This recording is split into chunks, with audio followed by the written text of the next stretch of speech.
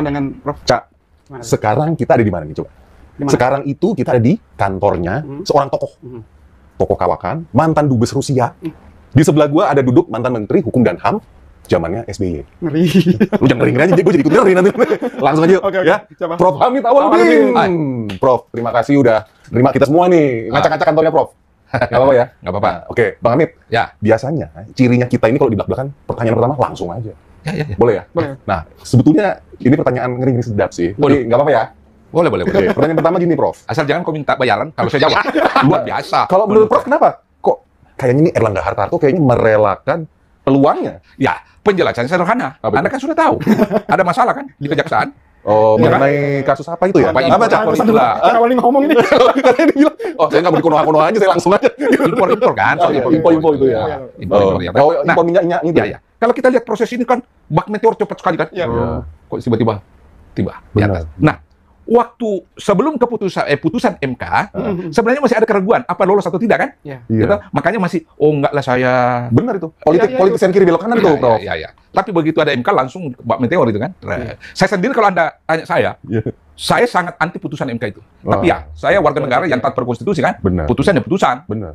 Kita hargai. Bahkan ada majalah besar nasional, majalah apa dia bilang, menjuluki bahwa putusan itu melahirkan apa? Anak-anak apa? Anak itu anak haram. Jadi kembali ya.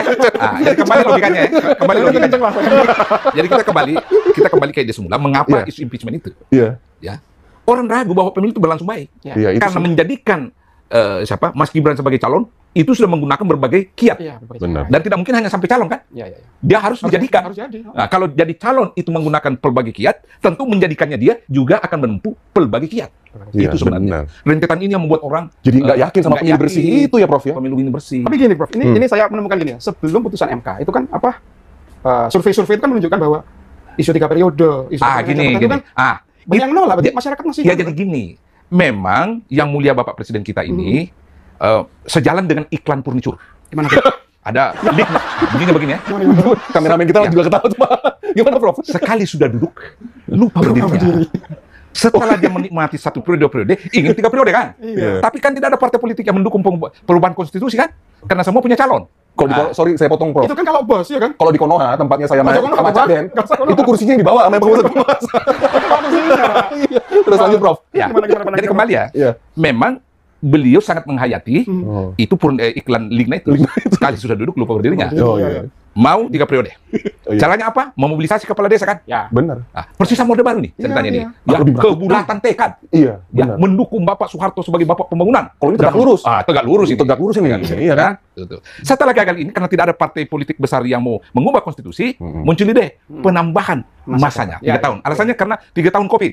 Lagi-lagi tidak laku dijual di partai politik besar. Kenapa? Partai politik besar punya calon masing-masing kan? Iya. Awalnya ada lagi Iya. seorang menteri yang mensiasati dengan saya pegang big data.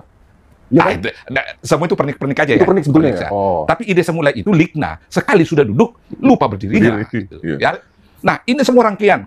Karena tidak bisa, 3 periode tidak bisa memperpanjang, ya tentu ada pemikiran bagaimana kalau anak saya saja. Ya kan? Nah, diupayakan itu anak. Yang menarik mungkin Anda ya, perlu cermati, awal-awal proses pencocokan calon presiden dan wakil itu kan, yang gencar nama siapa menjadi wapres? Yang semua mau. Hopipa Indah Parawansa. Pertama tuh. Ya. Hopipa diincar oleh PDIP. Benar. Ya? Benar. Hopipa diincar oleh Anies. Hopipa diincar oleh Prabowo. Iya, betul. Ya, tak? Benar. Dan tingkat kemenangan siapapun yang pakai Hopipa pasti tinggi. Ya, betul. Pertama, Oh, iya. mewakili gender, Yes. dia pemimpin yang karismatis di Jawa Timur. Ingat ya, populasi Jawa Timur tertinggi kedua di Indonesia. Setelah Jawa Barat. Setelah Dan you mau berbicara tentang pengalaman, dia menteri 2 kali kan, Iya. Hopipa. Nah, kok tiba-tiba Hopipa tidak mau? Ya kan? Ah, dengar ini, kaitannya nih. Ya, Ini ketawa dulu, jangan ketawa dulu. Gimana, Pak? Tidak mau pasangan Prabowo, tidak mau pasangan Ganjar, PDIP, tidak mau pasangan Anies. Kenapa? Yes. Sayup-sayup saya dengar, dia ditekan agar jangan menerima pinangan. Siapapun. Oke. Kenapa? Kenapa? Kasus tadi itu. Orang yang punya kepentingan menggolkan Gibran, itu berasumsi. Kalau Hopipa diambil oleh Ganjar, pasti menang Ganjar. Dan tidak mungkin Iya. Gibran pasangan Ganjar, sama-sama kan? Benar. Satu kubu kan? Benar. Waktu itu ya. Waktu itu. Kalau Hopipa pasangan Anies, juga bisa menang Anies. Iya. Gitu? Benar. Kalau Hopipa pasangan dengan Prabowo, persoalan timbul. Di mana Gibran pasangannya? Tidak mungkin ke Ganjar, lebih tidak mungkin ke Anies kan? Benar. Yang paling tinggi kemungkinannya pasangan dengan Prabowo. Karena itu Hopipa jangan pasangan Prabowo. Gitu. Ya kan? Benar. Masuk akal kan? Masuk. Ah, itu dia, Bos. Kapan saya tidak masuk akal? Lanjut, Prof.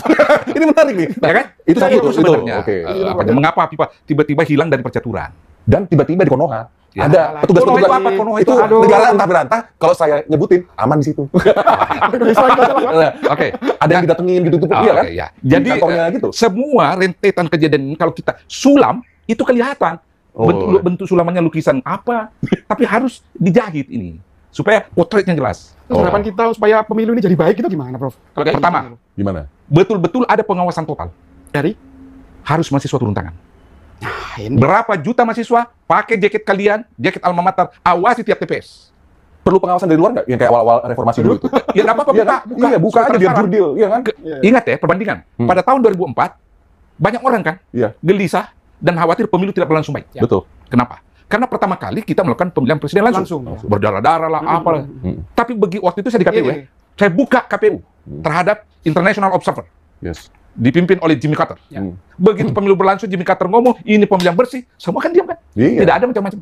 Nah, ada baiknya, dibuka aja. Nah, Prof Hamid dong, Ya. ayo dong, bilang. Siapa saya? Iya. Saya ini sudah nggak ada kekuatan apa-apa. Paling saya ngomong omon-omon. Oh, jangan omong sorry ya, gitu. Bukan mahal lagi itu Mas. Iya, itu kok Jadi apa? Kita kembali ya. Iya, Iya. gimana, Prof? Mahasiswa harus turun se-Indonesia. Oke.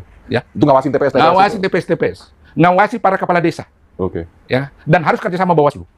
Bawaslu harus mendekati adik-adik kita, putra-putri terbaik bangsa yang bernama mahasiswa. Karena itu pasti idealismenya tinggi. Tidak tergoda dengan pemberian itu.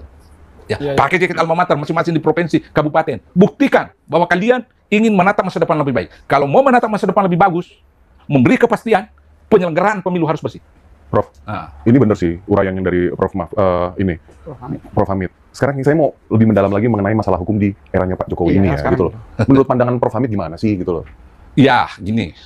Pertama, kita tidak bisa juga terlampau menyalahkan kepresidenan Pak Jokowi. Ya, MK juga banyak masalahnya. betul. Misalnya gini, MK mengubah dirinya menjadi pembuat undang-undang. Oh, Ya, itu dia tuh ya. Misalnya nih contoh ya, Waduh. contoh nih. Ya, ya. Tiba-tiba dia membuat putusan menjadi komisioner KPK bukan 4 tahun tapi 5 tahun. 5 tahun. Iya, Tidak ada kewenangannya MK buat itu. Itu kewenangan DPR dan pemerintah loh. benar. Iya. Apa urusannya dia mengatur Iya, iya. tentang umur? Benar. Oh, alasannya demi keadilan ini. Nah, kalau itu bagaimana dengan kepala desa yang 6 tahun? Ya kan? Iya. 9 tahun malah sekarang. 9. 9 tahun. Nah, gimana itu? Udah domainannya harus. Kalau salah. Jadi banyak juga kelucuan tentang dunia hukum kita itu sumbernya dari MK. Ya kan? Termasuk dirinya sendiri kan? Diadili kan? Ada undang-undang tentang keanggotaan MK itu ya, MK, ya, saya lupa. Itu satu ya. Yang kedua, ada juga memang masalah di pelaksanaan hukum, eksekusi hukum. Karena orang tidak terlalu percaya. Orang meragukan. Misalnya proses penyidikan dan penyelidikan yang ada di lembaga kepolisian dan kejaksaan. Itu juga masalah. Sehingga orang ragu apa betul ada hukum di Republik Indonesia Ya. di situ. Nah, itu dia kan. Nah, itu ranahnya eksekutif, Ya, ranahnya ya. presiden. Ya. Bagaimana Bapak Presiden kita ini benar-benar mengerem atau mengontrol itu yang namanya polisi dan kejaksaan, Iya. ya kan? Tuh. Coba dalam satu sektor misalnya, tiba-tiba ada orang yang dipidanakan, padahal urusannya adalah urusan perdata. Usut punya usut, ternyata polisi ada pegang ikut bermain di tambang di Sulawesi Tenggara. Ah, seperti itulah. Itu indikasi-indikasinya. Indikasi-indikasi gitu, seperti iya. ini membuat orang ragu gitu loh. Iya, Oke. iya. Padahal mungkin perbuatan 1-2 orang, Oknum ya? oknum, Oknum. ya pasti oknum ini. Tapi kan penegakannya harus dari presiden. Itu dia, Oh. itu dia sebenarnya. Harus Yang sekarang ini menurut Prof. Kalau Ya. menurut omon-omon kita nanya ke Prof gimana? Ya, kalau Sebagai dulu Ya. mantan Menteri Hukum dan HAM. Nah, itu Bagaimana dia. tuh? Ya, Apa memang harus ada kan tidak arahan mungkin, dulu? tidak mungkin Anda mengeluh, tidak mungkin Anda bicara kalau sesuai segalanya berjalan lancar kan? Iya. Itu aja. Iya. Iya, simple as that ya, simple itu. Simple as that. Iya. Tidak mungkin kan Anda omon-omon kalau tidak ada Iya. sesuatu yang Anda rasakan. Sebetulnya nih bisa saya masuk ke ini dong, Prof ya. Yang tadi Prof sebut itu mengenai penyanderaan hukum, ada misalnya indikasi atau dugaan para ketua umum partai politik tertentu, iya kan? Ya itu namanya penyanderaan demi hukum. Nah, penyanderaan itu bisa dipaparin politik, nggak? Maksudnya penyanderaan gimana? politik atas nama hukum. Nah, ini Itu saya dia. tertarik loh. Jadi gini, Menarik nih. politik kontemporer kita sekarang ini ditandai oleh tiga hal utama yang menurut terminologinya Pak JK, politik sayang anak, politik penyanderaan hukum, Benar. politik uang. Iya, iya. Nah, menyatu sekarang kan? Ya, gimana? Anda sendiri kan yang sebut. Iya. Si A pimpinan partai, si B pimpinan partai. Oh. Ini udah sampai. Kalau diusut, semua punya masalah kan? Iya. Ada masalahnya. Ada tuh. Nah, karena itu dengan mudah dia dibelokkan ke arah mana yang diinginkan. Benar. Karena di situ ada trade off. coba ya, secara politik, didukung ini deh, insya Allah, kau punya tenang aja itu. Itu kan namanya trade bargaining, keadilan di situ. Jadi keadilan itu dijadikan barang komoditi dengan mekanisme penawaran dan permintaan. Gitu ya, Prof. Ya, permintaan saya dulu jangan ya. You menawar, oke, saya nggak teruskan you punya kasus. Ini kan terjadi. Kasat mata loh rakyat melihat tuh. Iya. Kasat mata tuh. Bukan Konoha aja kita TV. Iya kan? Kamu kan bilang ya, bukan saya bilang. Kan saya bilang di Konoha, Prof. Lanjut, Prof. Ya, jadi banyak hal seperti itu yang terjadi membuat orang bertanya, dan pertanyaan itu sah adanya. Ya, Iya. dengan fenomena 1 dan 2 di berbagai provinsi, berbagai kabupaten.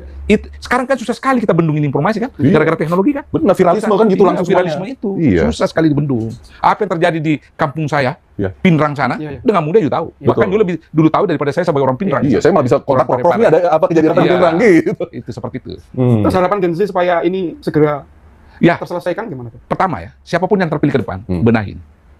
Yakinkan ke rakyat, polisi, jaksa, termasuk hakim, termasuk hakim, benar-benar menegakkan hukum demi keadilan.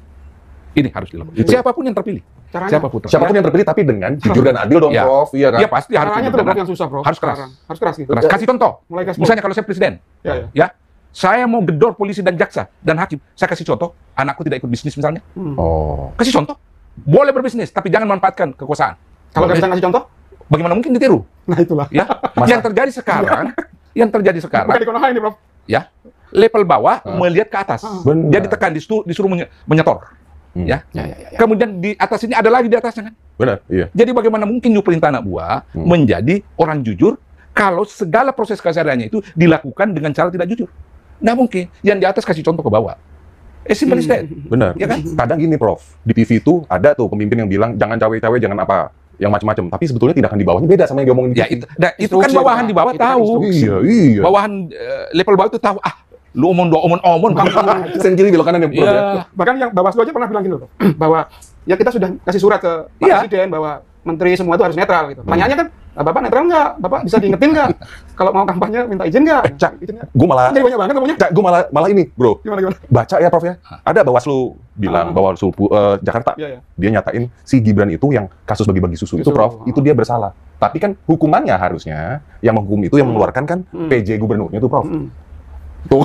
Nah, pas ditanyain wartawan, maksud katanya PJ gubernur cuma tarik nafas terus pergi, Prof. Saya ini ya, khusus untuk bagi-bagi ya. Iya. Pertanyaan saya, Iya, kenapa betul. nggak dari dulu you lakukan? Oh gitu. Kenapa pada masa menjelang pemilu you bagi-bagi? Iya. Termasuk presiden membagi-bagi sembako di depan istana. Iya, Buat itu. saya, Itu gimana tuh? unethical.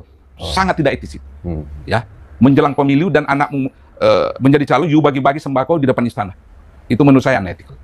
Termasuk para penggawa negeri ini naik mobil lempar-lempar baju. You tidak merasa dihina itu. Iya. Ya. Iya benar. Sebagai rakyat. Itu hanya terjadi pada zaman kolonial. ya, karena yang ada kolonial. Ketika ada petinggi dari pemerintahan kolonial datang ke desa lempar-lempar baju. Iya. Wah, gitu. Coba di negara yang beradab, ada nggak begitu pemimpin? Negara kita ada nggak Konoha? Nggak, Konoha.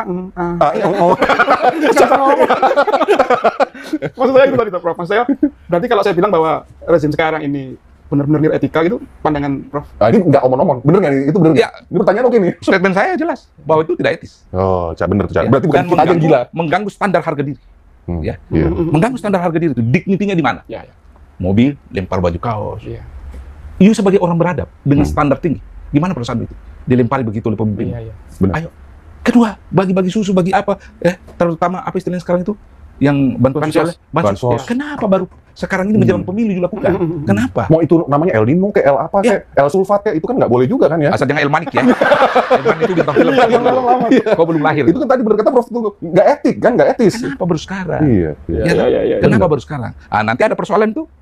Pertanggungjawabannya itu bansos bagaimana? Ingat dulu waktu awal reformasi banyak aktivis ditangkap kan? Iya. Karena soal bansos. Bansos, Iya, betul. benar. Ingat itu? Iya. Jangan sampai terulang ini. Pertanggungjawaban. Dan mengapa tidak melalui mekanisme Kementerian Sosial? Nah bener kok dia bentuk badan baru lagi tuh. Nah, itu dia. Saya sama Cak Den malah bingung ini yang bagi-bagi bansos tapi kok mensosnya nggak ada. Ini kemana? Ada curiga sendiri kan? Iya kan? Makanya kita curiga. Iya. Kampanye Nah, serpihan-serpihan fakta seperti ini kalau dijahit kesimpulannya Anda memang gelisah dan Anda memang mencurigai kan pemilu apa betul dilaksanakan dengan baik berdasarkan hukum atau tidak.